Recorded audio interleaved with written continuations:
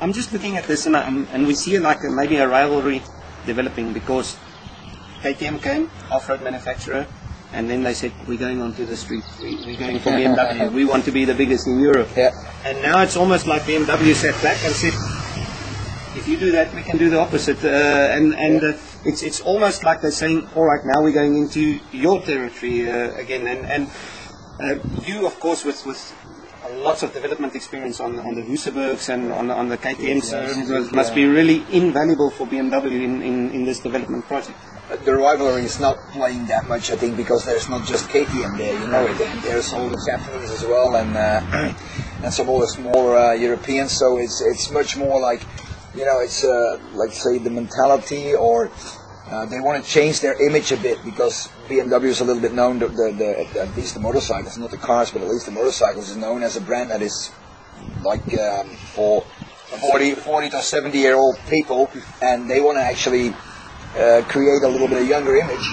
And of course younger people are more into dirt bikes than, let's say, the older people, so that was a little bit the background. So they were aiming to sell bikes in that group from, let's say, from 15 to 40-year-old people.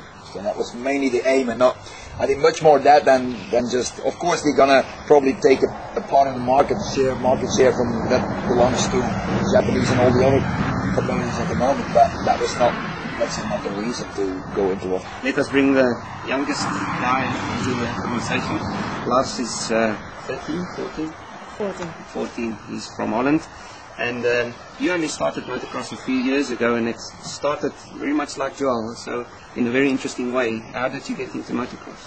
Well, I was 7 and I started BMX, and I went in really much races, and when I was 11 I went to World Championship and a few times Dutch Championship, and I had a deal with my dad. When I went European Championship, then I became a bike, and I went to World Championship. Alright, so the first deal was if you became European champion, you could get a bike, and then you became world champion. And where was that race, the final race? In Bercy, in Paris. In Bercy and Paris. And then for the next year you got your bike? Yeah. Right now, you started, I know you started with the lower classes, but then within a few years you were in the ONK, the Dutch 85cc championships, and this year you were doing really, really well so far. I think you were, what was your position in the championship up to now? Now I'm fourth In the championship, and in the European Championship before Romania you were in which position? 10. I missed 1 or 2 races. Alright, now of course saying that you're fourth, it's already a lot, because you have really strong riders like Donny Bastemeyer, your teammate, and of course Jeffrey Halley, so it's good progress that you've made. Now you missed the last Euro in Romania because you had a crash and you broke both your heels. How long will you be out for with this injury? Still 5 weeks. Still 5 weeks. So will you miss any of the Dutch Championship races? No. So you can defend your fourth position in it. And if you look forward now, you're sitting next to Tyla, you're sitting next to Joel. They've both had careers where Joel started motocross quite late, even later than you. If you look at him and you look at Belgium, Poland, who I know that you look up to, what are your goals? What are your dreams for motocross? I want to become better than both. Yeah. You want to become better than both? Yeah. So be strong, boy. so your dream is to go to the World Championships? Yeah. Of course. Okay. Now, your teammate, you've got a teammate who's really strong. He's second in the European Championships. You have 2 very strong riders in the Dutch Championship in the 85cc class. Does it help you a lot to have a teammate like Donny? Yeah, you're a big friend of me, and we train together very much. Yeah, you train together all the time. Now, something interesting, I mean, this maybe we can bring Joel in on. Belgium has always had this reputation as a strong motocross nation, also France, but Belgium, there's always been Belgians coming through. But now in the last weeks we saw something interesting. In the European Championships, 85cc, a Dutch rider leading, a Dutch rider second. In the European Championship, 65cc, a Dutch rider in the front, and Bas Vassen, another Dutch rider, also in the top 10. European Championship Juniors, Kevin van der Hoorn, second position. It's almost like there's a real big movement, new breed in Holland. That there's a lot of riders coming through. Have you noticed this, and what could explain this? I think that could have been expected a little bit because the Dutch Federation is really doing a good job. I think if you talk about youth motocross and teaching and coaching these guys, they use a lot of the experience of their form. And Tyla, in South Africa, you know, you made your own way here. Most of the other South African riders, not most, all of them, that came here and wanted to do something, made their own way here. What could the South African Federation do more to help the riders? Well, I think the Federation is definitely behind the sport in motocross. I mean, also now we have the Grand Prix in South Africa, so they give a lot of help there also, and so I think it's really good for the sport in South Africa also. I mean, I think motocross is the only Grand Prix we have in South Africa. I mean, they lost the Formula 1 and they've lost the MotoGP. So I mean, I think for motorsport in South Africa, especially motocross, it's going to be good that the Federation is starting to get a little bit behind motocross now. And if you see a rider like this, who's basically you a few years ago, almost looks like you a few years ago. No, he looks Lars Van Berkel. Sure. What's your advice to him? What must he look out for? What must he concentrate on?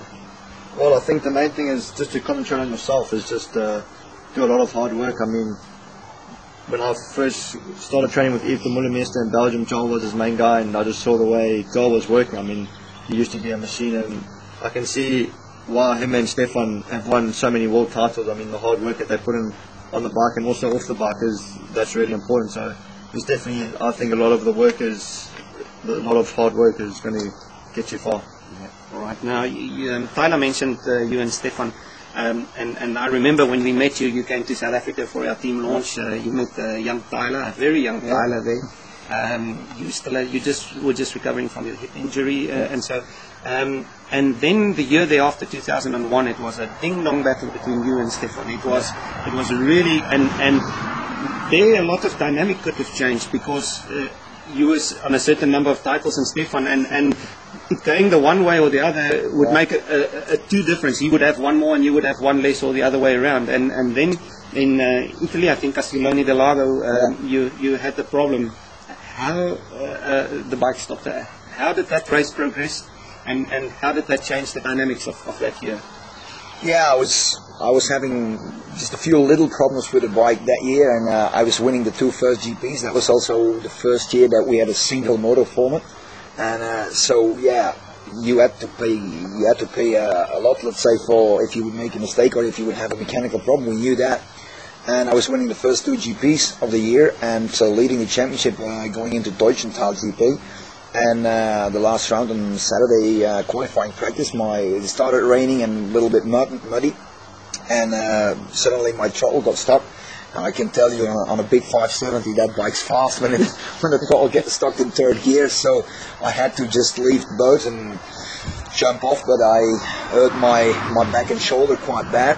But I still managed to ride. I still managed to pull the whole shot, but I just couldn't sit on my seat because my back and my bump was hurting. So I came in 6 or 7, and the week after or 2 weeks later in France, I was still suffering. So I did another 6 or 7. So I lost quite a bit of points already there. And then 2 weeks after that, we went to Italy, and and Stefan obviously won GP3 and 4, so he was taking over the lead in the championship. And from the 5th GP on, I was coming back really strong. And I got past Stefan already, and I was gonna win actually that GP. And like 10 minutes before the end, the crankcase broke, and it was over, and it basically ended my hopes of it, because that's 25 points that just went away, and there was only 25 to win a race. So halfway through the year, I was already 35 points behind. That was really hard to swallow, because I was just faster those days than Stefan. And same happened a little bit in 2002. I know it's all stories, but 2002 was maybe even worse, because I was out of 12 GPs, I was winning 7 and 4 for Stefan only. So I was nearly winning twice as much GPs as he did, but he still went away with the championship. So those things. In mechanical sports, those things happen, so you have to live with it, but it's hard.